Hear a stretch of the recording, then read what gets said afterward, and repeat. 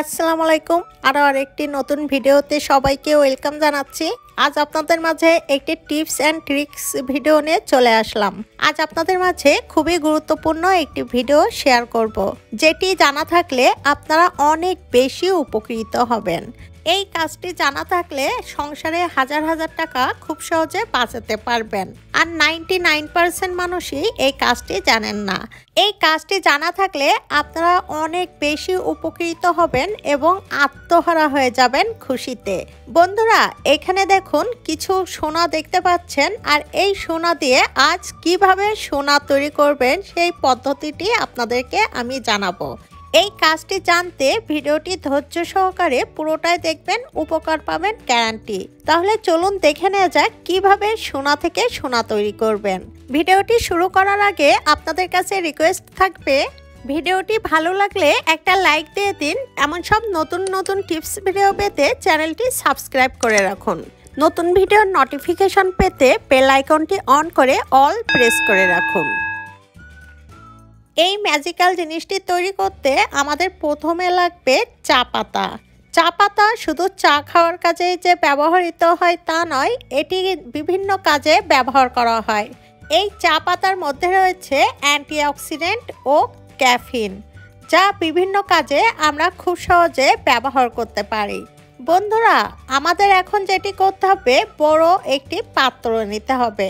আর এই পাত্রের মধ্যে দিয়ে দিচ্ছি 1 টেবিল চামচ পরিমাণ চা পাতা, আর এখানে দিয়ে দিচ্ছি 1 কাপ পরিমাণ পানি। এখন খুব ভালোভাবে মিশিয়ে নিতে হবে। এরপর যেটি করতে হবে, চুলার উপরে দিয়ে হাই হিটে এটি জাল করে নিতে হবে। এখন এখানে দেখুন আমি হাই হিটে 5 মিনিটের মতো জাল করে নিব। এক কথায় বলা যায় এটি চায়ের লিকার তৈরি করতে হবে। এটি 5 মিনিট জাল করলে দেখবেন কালারটি চেঞ্জ হয়ে যাবে, আর এটি একটু গাঢ় করেই আমাদের চায়ের লিকারটি তৈরি করতে হবে। এখন এই পর্যায়ে আসলে চুলার জাল বন্ধ করে দিতে হবে। এরপর যেটি করতে হবে, পরিষ্কার একটি বড় বাটি নিতে হবে, আর বাটিতে একটা ছাঁকনির সাহায্যে খুব ভালোভাবে ছেঁকে নিতে হবে।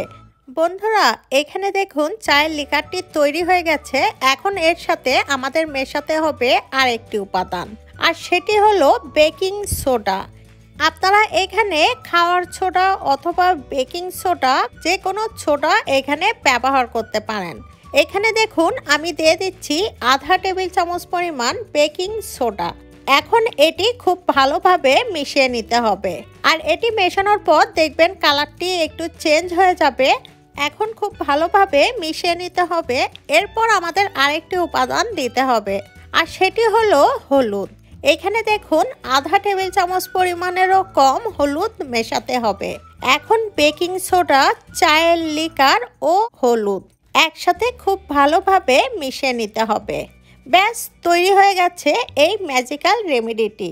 এখন আমরা এই ম্যাজিক্যাল রেমেডি দিয়ে কি করব সেটি জানতে পুরো ভিডিওটি দেখবেন ধৈর্য সহকারে, আর আমার কথাগুলো খুবই মনোযোগ সহকারে শুনবেন, উপকার পাবেন গ্যারান্টি। বন্ধুরা, এখানে কিছু স্বর্ণর অর্নামেন্টস দেখতে পাচ্ছেন। এখানে কিছু চুড়ি রয়েছে, একটা আংটি রয়েছে, আর একটা হার রয়েছে। নিত্য প্রয়োজনীয় যে জিনিসগুলো আমাদের কাজে লাগে, আমরা সব সময় ব্যবহার করে থাকি। হাতের চুড়ি দিয়ে থাকি, আংটি অথবা কানের গলায় পরে থাকি, আর এগুলো পড়তে পড়তে এক সময় দেখা যায় কালচে হয়ে যায়। এবং এটি কালচে হলেই আমরা যেটি করি, আমরা স্বর্ণকারের কাছে চলে যাই এটি আবার নতুনের মতো করতে। আমরা স্বর্ণকারের কাছে চলে যাই এগুলো নতুনের মতো চকচক করতে অথবা পলিশ করতে। আর এগুলো করতে কিন্তু বেশ টাকাও খরচা লাগে, আবার সময়ও ব্যয় হয়। অনেক সময় এগুলো বসে থেকে করাতে হয়, সময়ও নষ্ট হয়। আর এই স্বর্ণকারের কাজগুলো যদি আমরা বাসায় বসেই করতে পারি, তাহলে কত সুন্দর হবে ব্যাপারটা। সময়ও বাঁচবে, টাকাও বাঁচবে। বন্ধুরা, স্বর্ণকারের মতো একদমই পলিশ হবে, চকচকে হবে। স্বর্ণ কিভাবে করবেন সেটি আমি আপনাদেরকে প্রুফ দেখাবো।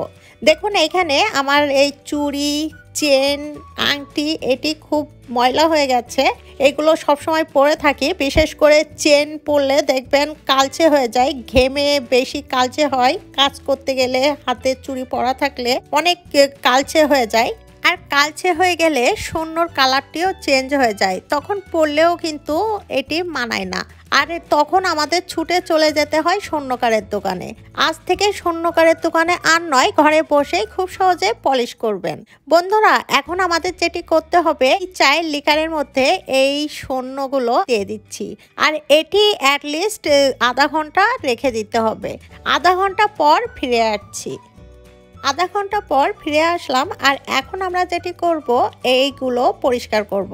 আর এই স্বর্ণগুলো পরিষ্কার করতে আমাদের বাদ দেওয়া ব্রাশ লাগবে। আর এখানে দেখুন, একটি ব্রাশের সাহায্যে আমি ময়লা, আংটি, আমার যে স্বর্ণগুলো রয়েছে এগুলো আমি পরিষ্কার করে নিচ্ছি। খুব ভালোভাবে এইভাবে অল্প অল্প করে নিবেন ব্রাশের সাহায্যে এই চায়ের লিকার, আর এইভাবে পরিষ্কার করে নেবেন। আর এইভাবে একটু ঘষাঘষি করলে দেখবেন ময়লাগুলো খুব সহজে উঠে যাবে। আর এটি পরিষ্কার করার পরে দেখবেন কতটা চকচক করছে, আপনি দেখলেই বুঝবেন না এগুলো আপনি পুরাতন আপনার স্বর্ণ। এটি মনে হবে এখনই আপনি জুয়েলার্সের থেকে কিনে নিয়ে এসেছেন। তো দেখুন, এগুলো আমি খুব ভালোভাবে পরিষ্কার করে নিয়েছি। আর এখন আমাদের যেটি করতে হবে, পরিষ্কার একটি বাটিতে পানি নিতে হবে। আর এখানে দেখুন, আমি পরিষ্কার একটি বাটিতে পানি নিয়ে এই স্বর্ণগুলো দিয়ে দিচ্ছি।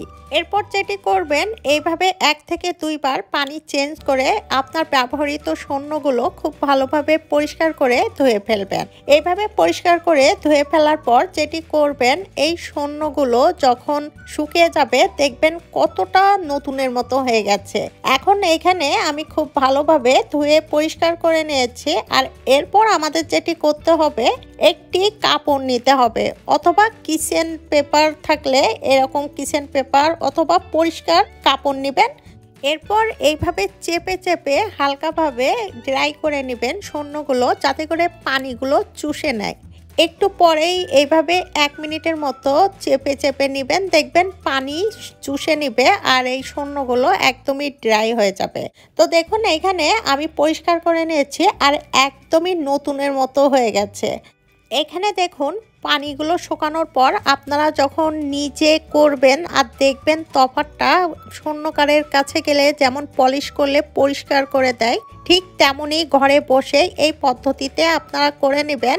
দেখবেন আপনার সোনাগুলো একদমই পরিষ্কার ঝকঝকে নতুনের মতো হয়ে গেছে। আর এটি করতে কোনো ঝামেলাই নেই, কোনো রকম টাকা পয়সা খরচা ছাড়াই খুব সহজে হাতের কাছে থাকা মাত্র কটি উপাদান দিয়ে আপনি ঘরে বসেই সোনা পরিষ্কার করে নিতে পারছেন, একদমই নতুনের মতো। স্বর্ণগুলো কতটা নতুনের মতো হয়ে গেছে, দেখলেই মনে হচ্ছে এখনই আমি জুয়েলার্স থেকে কিনে নিয়ে এসেছি।